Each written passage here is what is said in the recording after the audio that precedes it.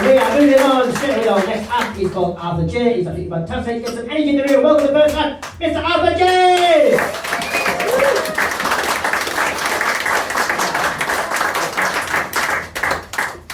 Hello everyone, you alright? Yeah. Hiya. So my name's Arthur and I'm originally from Latvia, and Latvia really is an amazing place if you don't actually live there. My real Latvian name is actually Arturs, and I used to go by that when we first moved here, up until every British person thought it would be funny to, instead of calling me Arturs, to call me Argos instead. So I go by Arthur now, it's a lot easier. When my family first moved here, my parents had to go to a night school to learn English, and my dad absolutely hated it, mostly because he had to work a 14-hour shift in a dusty factory, and then after that for another 2 hours go learn why Humpty Dumpty sat on the wall. When we first moved here, we didn't have much money, and somebody in school told me about the tooth fairy, so I was buzzing, finally a way to make some extra pocket money. So I went home and I told my parents about how it works, and they decided to play along and make it a classic childhood memory of mine, right?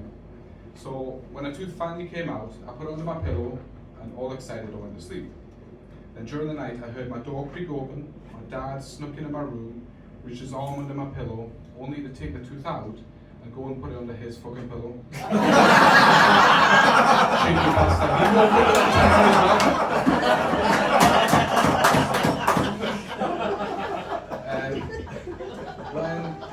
When I first started doing comedy, somebody said that I should incorporate more Latvian culture into my jokes, right? And that I should do some Latvian jokes, right? So I tried them out in a club in Newcastle, and when I did the jokes, the room went silent. Nobody laughed. It was dead silent. Then I realised I probably should have done them in English.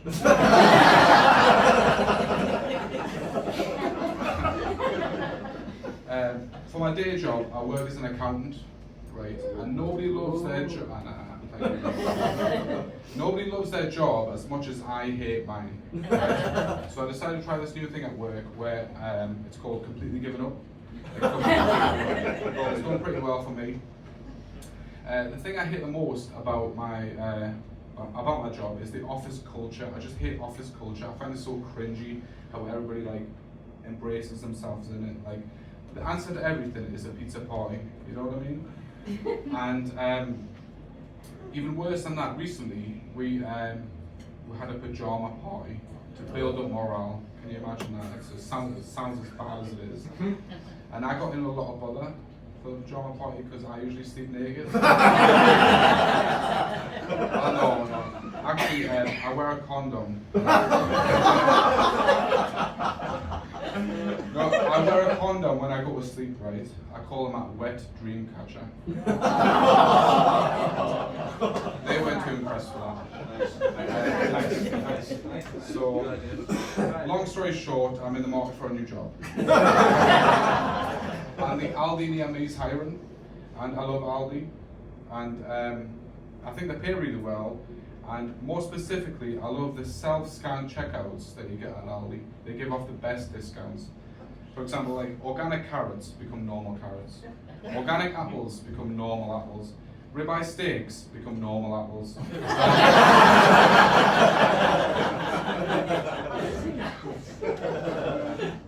When I was about 15, I made a promise to myself to be more successful. Right? I said I want to be 30 and own my own home. I also want to drive one of those convertible cars with the soft top roof, and I want to be married to a model. I'm happy to announce to everyone here tonight, I'm on track to achieve one of those things. I am almost 30.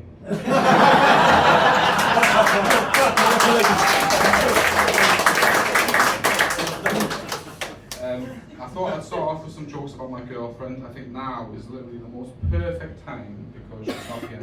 So, she comes from Germany originally, right? And I've come to learn that people often stereotype Germans as quite unfriendly, undiplomatic and rude. After going out with her for a few years, I understand. I agree with it. I think that TikTok is ruining my relationship, right? So Because if you watch a video just once, videos related to it keep popping up, and it's honestly not a nice game to play. So I was watching TikToks on my own the other day, and out of nowhere, there's this slow motion video of what looks like the most beautiful woman in the world performing an Olympic high jump. Right? So obviously I watched it like 50 times. But me and my girlfriend like to watch TikToks together on each other's phones because that's the sad little life that we live. And obviously whenever she's there, those videos keep popping up, and she'll be like, Arthur, what's going on here? Why do you have so many of these beautiful women jumping around on your screen for, mate? And that's when you know your back is against the wall. You're not going to win the argument when your German girlfriend calls you mate. So I've watched so many of these videos that I had to come up with a lie to defend myself. So I'm like, are you serious? What do you mean? Like, how do you not know who this person is? You know, like gaslight her a little bit like toxic relationships. I'm like, that's Eleanor Patterson going for gold again this year. She's bringing it back for Australia. It's all about the high jump championship. She's an Australian national hero, and you better put some respect on her name. But apparently I was so convincing of my lie that now we've got an even bigger problem. She's ended up getting us 2 tickets for the Team GB high jump. I don't want to fucking go.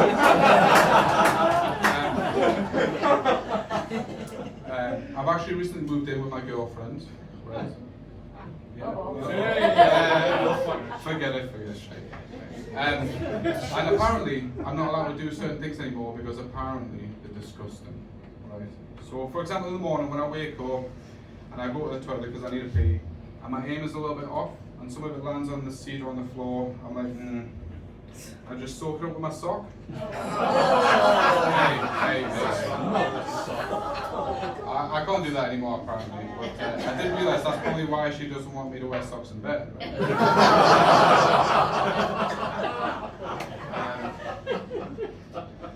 One thing I don't like about my girlfriend is that she takes a lot of credit for how we met.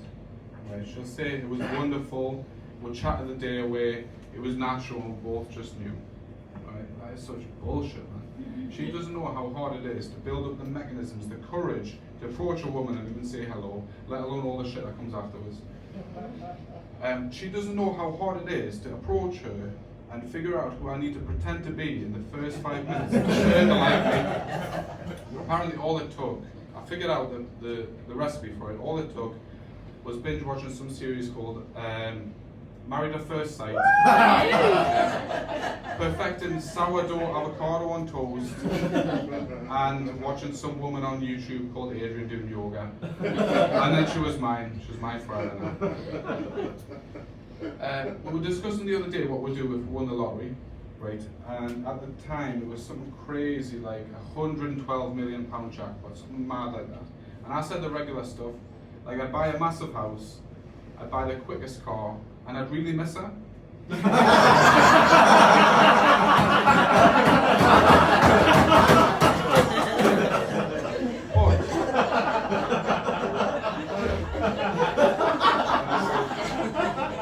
But what topped it off was when I was telling her about all the things I do, she went in a massive huff about how childish and irresponsible I am with spending my millions from this hypothetical jackpot. I mean, I did say that I would fund and manage the female Australian high jump team. I don't get why she's so pissed off. The other day, I was at the urinals at work, right, or the urinals, whatever you call it, and. Yeah, is that it? Is that it? Yeah, well, whatever, you know the joke. And I happened to look at the guy's business next to me, right? I just had a quick glance. And it sounds so horrible for me to say, right? But it was like, I probably shouldn't even say it here tonight, but like, it was probably like small and like, it was just ugly, right? And I feel bad for saying it, and I just thought to myself, like, wow, shit, man. Life must be really tough for this guy. And then I realized it was one of those like wall mirrors. So it ended up being like average size. It's not too long. So comments that with me. It just happened 5 minutes ago. So a good friend of mine is getting married, and he's planning a stag night out, right? And there was mention of going to a strip club. Now let me tell you guys, I hate strip clubs. I hate everything about it. I feel bad for everyone. I feel like the dancers don't want to be there, and I just spend my time sitting there on my phone buying overpriced drinks. But it's a shit situation because I can't not go. You know what I mean? Like, I can't be the only one of my friends group to not go. I genuinely can't wait for that part of the trip to be finished with, so we can enjoy the other activities that we've planned. Does that sound believable? Do you think she'll let me go? Thank you so much. I've been off the gym.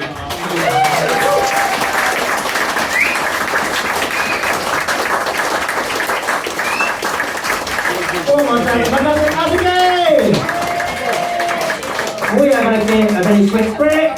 Please do the relax. We have Kenny Watts, and we have Arthur J, and we're going to see you in just 15 minutes. Thank you.